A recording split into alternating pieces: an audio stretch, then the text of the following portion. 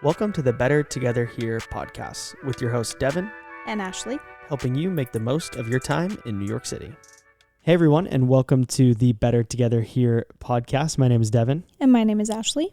And in today's episode, we are going to tell you one of the best ways for how to explore the famous, iconic Central Park in New York City. Because there's a couple ways to go about it, and we're going to tell you one that is not only free, but it's probably got the most information and is the easiest to just kind of do on your own. And make sure you stick around because we're going to introduce a new segment to the podcast that we'll be doing moving forward, where we give you one recommendation of a place to try out. So let's get right into it.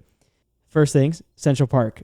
A lot of times people ask us what our favorite part of living in New York City is. And Ashley and I have discussed this a lot, that over time, our answer is often hanging out in Central Park. It's an amazing place to be. It obviously has that factor of you go from the busy, crowded, loud, usually smelly city, and you step into Central Park, and you can get into parts where you don't feel like you're in New York at all, where you just feel like you are in nature and you are secluded, and you can find quiet spots, and that's rare in New York. So, I mean, I think that's a big part of why we love Central Park. And of course, we have dogs, and so we go there at least once a day, every single day. And so we've just explored it. We've come to love Central Park.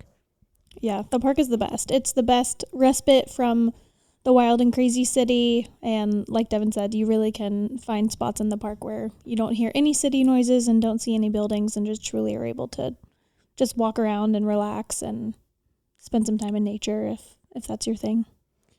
And it's also just rare to be able to accomplish that in New York. So it's a great place. And I tell this to people, if they're visiting as well, it should definitely be on your list of places to check out. Even if you only go for an hour, I mean, you could spend the entire day in Central Park, but even if you just go for an hour, there are so many different landmarks, famous things to see, and it can be a little bit overwhelming. It can be hard to know which ones are worth it. We'll dive more into that in another episode, but a way they've made it easier to explore Central Park and get a grasp of like what you're looking at and what it all means is through their free audio guides. So basically what the Central Park Conservancy has done is they have created in connection with Bloomberg app is what it's called. They have audio tours that you can listen to. They're anywhere from like a minute and a half to 3 or 4 minute segments, where when you're near the location, or you can even listen to these at home or wherever you want to, but as you're next to the location, let's say, for example, you are near Lover's Bridge, you can pull up the audio guide, listen to the information about the bridge while you're standing on it, and get some history and some context and fun facts that just make it more enjoyable. It really lends itself to just really being able to just walk into the park and not have like a set plan of where you want to go. And just, I like to say one of my favorite parts about walking around New York City, just in general, is just kind of letting the city take you where it wants to take you. And I like that you can do this in Central Park because you can just walk around and say, do I want to go right or do I want to go left? And you choose to go right. And if you see one of the little signs with the QR code that links to one of the free audio guide descriptions, then you can learn a little bit more about what you're seeing and the path that you've chosen. You can't do it wrong. It really lends itself nicely to just going where you want to go and learning along the way rather than having to follow a set schedule and hit multiple different things that like maybe you don't really care about. Yeah, 100%, because there are certainly plenty of free and paid guided tours. There are bike companies where you can rent bikes and go on their guided tours. There are paid apps where you can listen to audio tours. Like there's plenty of different options, but like Ashley's saying, this just lets you do it with your own freedom and flexibility. If one day you go into the south part of the park and want to hear about the mall, which we're going to listen to in a moment, you can do that. And then if the next day you're up in the Ramble and you want to hear more about the Ramble, you can do that as well. So it's really a go at your own speed, choose your own adventure type experience. So as Ashley mentioned, there's a couple ways that you can get to these audio guides. So there's the Bloomberg Connects app, which we'll include a link to in the show notes, where you go in there and then you search Central Park, and then there are audio sections. There's over 30 covering a bunch of different landmarks and places within the park. You click on the one that you want to listen to. It has it in English, Spanish, French, and then even videos in American Sign Language. And again, they're anywhere from like a minute and a half to 3 minutes. The other way that you can do it, if you don't want to use the app for whatever reason that might be, is there's a phone number that you can call. The one challenge with this is that you won't know what the extension is for the phone number unless you're looking at the physical signs that are in the park, and it will have the extension that you dial. So with the app, you can kind of pick and choose, even if you're not right next to it. With the phone call, you need to be next to the sign and be able to see it to get the extension. So both are great options. There's no right or wrong way to do it. We do want to mention too, as we were researching this, it was a little sad because we have used this multiple times. This is how we learn about a lot of the places that we go to in the park. And what was cool in the past, and unfortunately it's like kind of this little teaser that you can't hear anymore, but they used to have famous New Yorkers reading these informational segments. They had Julia Louis-Dreyfus, they had Kelly Ripa, Anne Hathaway, Sigourney Weaver, Jerry Seinfeld, David Copperfield, Neil Patrick Harris, like all these famous people. They had read segments. And unfortunately, just in the last month or two, they got rid of it. I'm trying to do some digging as to figure out why. So if anyone listens to this and knows why they got rid of the like celebrity readings of the information, please let me know, because it's sad. It was really cool. Yeah, it was really cool to be able to walk down a certain area and be listening to someone that you've grown up listening to. I mean, Woman Rink, it was narrated by Whoopi Goldberg. So hearing and learning about Woman Rink while listening to Whoopi Goldberg talk about it was really cool. So yeah, if anyone knows why they got rid of it, let us know in the comments. Let us know for sure.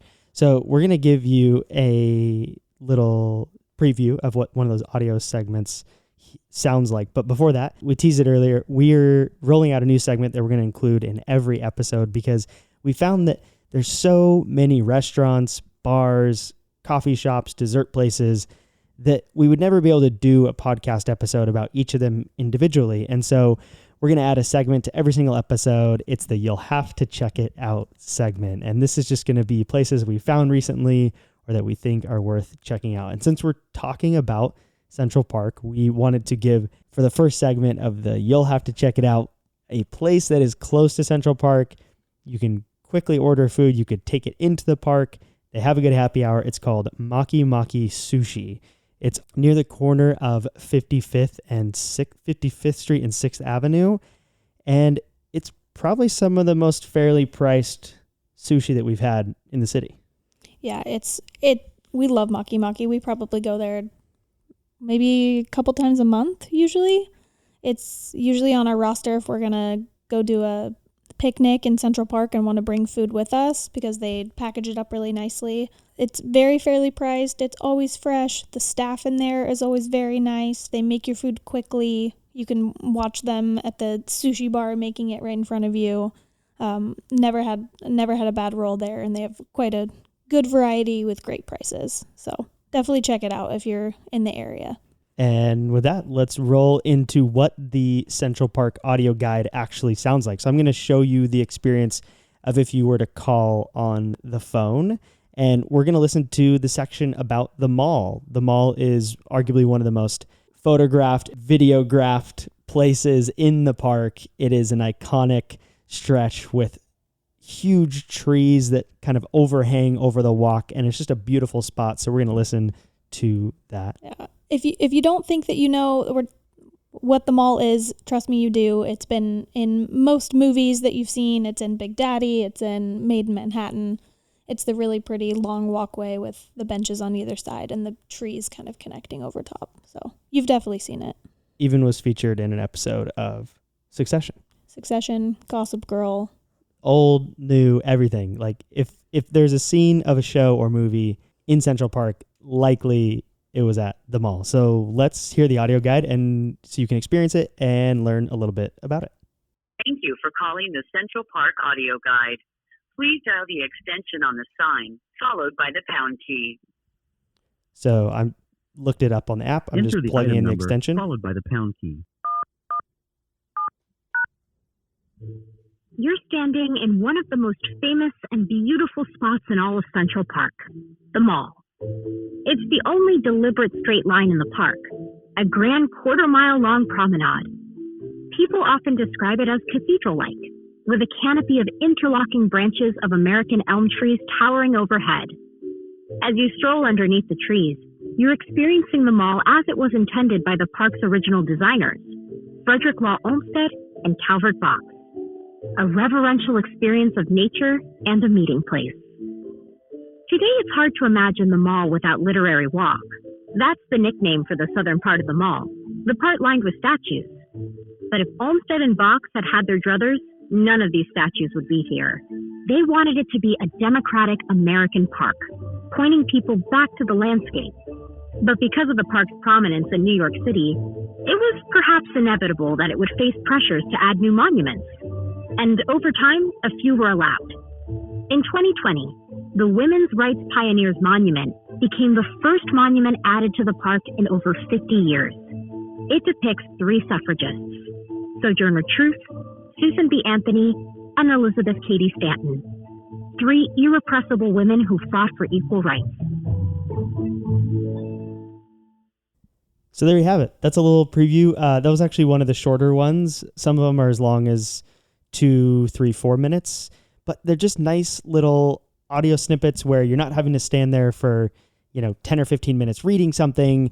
You could literally turn that on and just start walking down the mall and be learning about it as you're looking at things and exploring it and experiencing it firsthand. So check this out. Make sure that you, when you're in Central Park, give these a shot. And there's over 30 of them available in, again, English, Spanish, French, and American Sign Language. So there is certainly something you can learn about the park through these guides. And may I add, if you guys are going to go and do this, try to bring headphones with you to the park. Bring your AirPods or over-ear headphones or something so that you can kind of have it in your ear and just be able to walk and look around and experience what you're hearing. We hope you learned something exciting on this episode. We hope you go use these guides. We hope you check out Maki Maki. If you have not already, please follow us on Spotify. And if you're on Apple Podcasts, it's very helpful if you follow the show and turn on automatic downloads. That really helps the algorithm that no one really understands to surface this podcast to more people. And other than that, we'll catch you on the next episode.